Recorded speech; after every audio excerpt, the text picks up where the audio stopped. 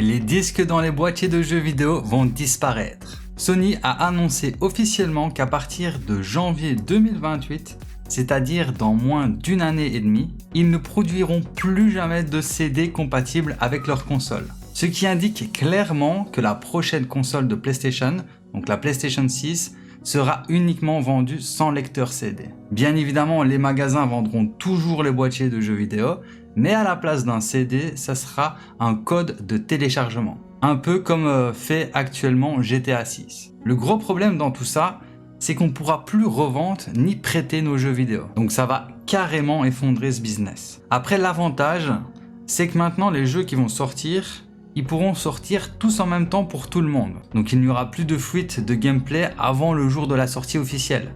Si les licences gèrent bien leur jeu, ils auront le contrôle total sur leur contenu. Du coup, normalement, plus personne ne pourra mettre la main sur un CD avant que le jeu soit vraiment disponible pour tout le monde. Il y a aussi un autre avantage que j'utilise souvent grâce aux jeux numériques, c'est le partage de compte. Genre, j'achète un jeu et je passe mon compte à quelqu'un d'autre pour qu'il puisse en profiter sans devoir l'acheter. Cette technique, elle existe depuis PlayStation Store sur PS3 et de base, on pouvait carrément le partager à 5 consoles. Du coup, à l'époque, ce qu'on faisait avec des potes, c'est qu'on payait nos jeux à 5. Ça nous coûtait 5 fois moins cher. Mais bon, il y a eu trop d'abus et j'en fais sûrement partie. Et du coup, ils ont minimisé le partage de compte à seulement 2 consoles. Il faut savoir que dans le règlement officiel de PlayStation, normalement, le partage de compte est uniquement pour le foyer. Mais bon, ils n'ont jamais rien fait contre le partage de compte hors foyer. Du coup, c'est cool. Il faut que ça reste comme ça. Après, cette annonce, elle me fait quand même peur dans le sens où j'ai peur que justement Sony nous enlève cet avantage. Et j'ai encore un dernier avantage à vous partager à propos de cette annonce. C'est que j'imagine que la rétrocompatibilité des jeux sera grandement simplifiée étant donné qu'ils ne vont plus devoir créer des jeux en CD rétrocompatibles entre consoles. Après ça, ce n'est que mon hypothèse, mais franchement si c'est le cas, ce serait quand même plutôt pas mal. Parce que là actuellement, si j'ai envie de jouer par exemple à Need for Speed Underground 1 ou 2, faut que je m'achète une PlayStation 2 et ça c'est un peu contraignant quoi. Du coup, si maintenant tous les jeux sont en numérique, peut-être que la rétrocompatibilité sera en illimité. Franchement, je l'espère, mais bon, voilà, c'est qu'une hypothèse et c'est pas sûr du tout quoi. Alors il faut savoir aussi que cette annonce actuellement, elle ne concerne que PlayStation. Mais peut-être que Xbox suivra la même logique ou alors peut-être que Xbox ne va pas suivre cette logique pour justement avoir un avantage commercial. Donc ça reste à voir. Mais bon, si cette annonce a été faite, c'est pour plusieurs raisons. La première, c'est que le marché du dématérialisé surpasse de très loin le jeu physique. Genre, il y a 20% de gens qui achètent du physique et il y a 80% de gens qui achètent du dématérialisé, donc du numérique. Du coup, c'est un peu une suite logique qui permettrait aux consoles de minimiser un peu leurs coûts de production. Surtout qu'actuellement, les prix des composants sont tellement en hausse que les prochaines consoles de Sony pourraient coûter plus de 1000 €. Genre, il y a une rumeur que la PlayStation 6, elle coûterait carrément 1500 € dès la sortie. Pour rappel, il faut savoir que la hausse de prix des composants ont eu un impact négatif sur le prix de vente de la PlayStation 5. La console, elle a plus de 6 ans et il faut savoir qu'elle n'a jamais diminué de prix. Et au contraire, elle a carrément augmenté de prix. Genre la console, elle prend de la valeur. C'est un peu what the fuck, c'est du jamais vu. Là actuellement, la console, elle coûte 200 € plus cher que lors de sa sortie. Et vous pouvez carrément vérifier par vous-même sur le site officiel de Sony, la PS5 Pro, elle est montée à 900 €. C'est juste une dinguerie. Donc on peut s'attendre à une PlayStation 6 qui va coûter beaucoup plus que 1000 €. Alors concernant l'annonce du dématérialisé, moi personnellement, il faut savoir que j'achète tous mes jeux en numérique.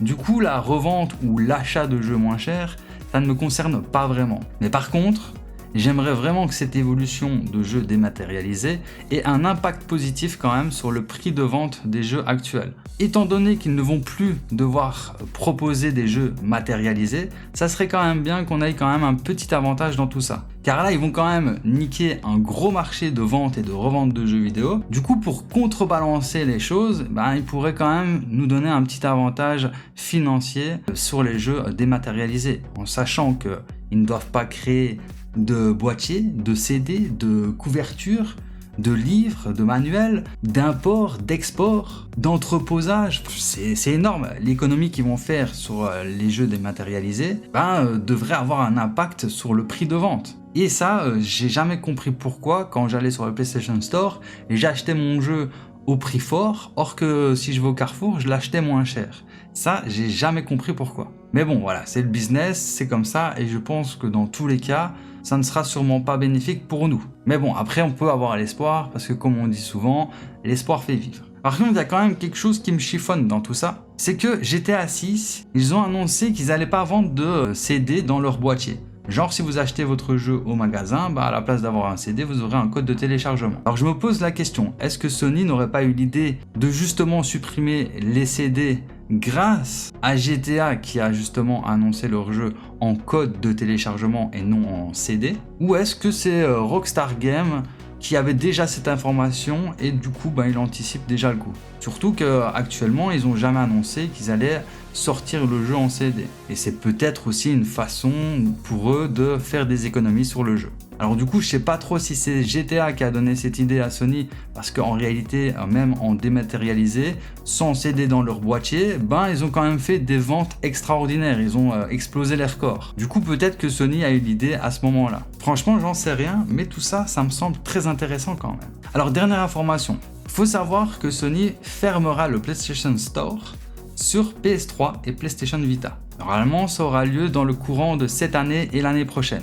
Actuellement, ils ont annoncé une fermeture pour le Mexique à partir d'août 2026, c'est-à-dire le mois prochain. Pour le reste de l'Amérique, ce sera pour fin 2026, et pour tous les autres pays, y compris l'Europe et la France, ça fermera à partir de juillet 2027. Par contre, ne vous tracassez pas parce que tout ce que vous avez acheté, vous allez pouvoir continuer à le télécharger et à y jouer. Ça ne concerne vraiment que le PlayStation Store et les ventes qui y sont liées, mais ça ne concerne pas votre bibliothèque de jeux. Et il faut savoir aussi que ça fait presque 20 ans que le PlayStation Store est sorti sur PS3 et PlayStation Vita. Du coup, c'est un peu logique qu'à un certain moment, ils ferment les serveurs pour justement se concentrer sur les plateformes actuellement qui sont majoritaires de joueurs. Et ainsi, ça leur permettra sûrement d'améliorer notre expérience sur les consoles actuelles et futures. Donc voilà pour toutes les nouvelles informations que j'ai récoltées aujourd'hui à ce sujet. Je ne sais pas ce que vous en pensez. Est-ce que vous validez justement cette décision ou est-ce que vous êtes complètement contre? N'hésitez pas à partager votre avis en commentaire et n'oubliez surtout pas le petit like et le partage qui fait plaisir.